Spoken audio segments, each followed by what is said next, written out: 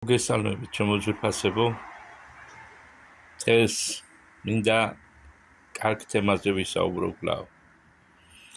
ეს არის შვილის გული. იცით, ხშირად ადამიანები ბევრ რაღაცას აკეთებენ იმისთვის, რომ რაიმე შეიძინონ.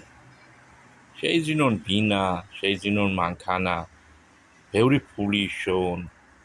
ეს კარგია. ღმერთს არ უნდა რომ ჩვენ ხელგაწვრთნილები ვიაროთ და არაფერი არ გქონდეს.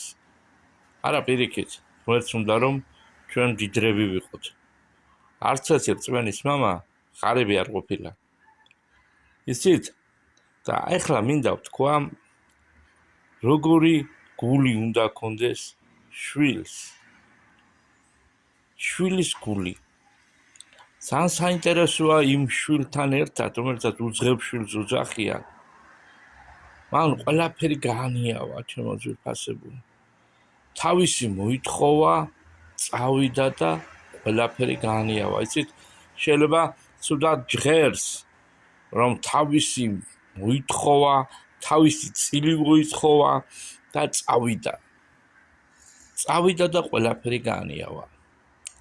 მაგრამ შემდგომში წერია, რომ როდესაც იგი გონს მოვიდა, ამ სიტყვას ძალიან დიდი მნიშვნელობა აქვს. როდესაც ის გონს მოვიდა.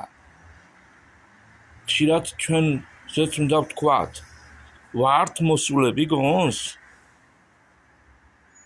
ჩვენ გონს უნდა მოვიდეთ, ჩემო ძვირფასებო, რომ მამის სიყვარული კვლავ ვიხილოთ.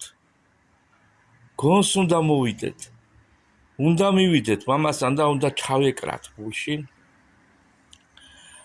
რა ძლიერი შეხებაა და კვლავ უთხრათ, რომ მამა ძალიან მიყვარხარ. მე შეიძლება დავეცი, მაგრამ მინდა რომ წამომაყენო.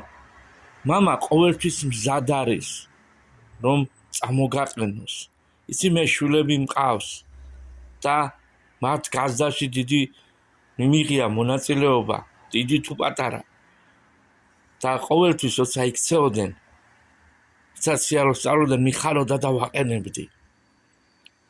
იცით, შვილის გული ასე არის მოგებული, რომ ხშირად ცდება. ხანდახან ეძებს ბედნიერებას იქ, სადაც არ არის ბედნიერება, მაგრამ იტანჯება. საბოლოოდ ბევრი ტკივილის პასას სწავლობს უმთავრეს, სინანულს და ღმერთის მამის უსაზრო სიყვარულის მიღებას, ჩემო ძვირფასებო. მივიღოთ მამის უსაზრო სიყვარული. გახსოვდეს, რომ მამას ყოველთვის უყვარხარ და შენი როგორც ძის გული, როგორც ასულის გული მიმართე იმისკენ, რომ არ შერწყვეს არასოდეს მამასთან მისვლა და პატიების თხოვა. იყავი ძლიერი.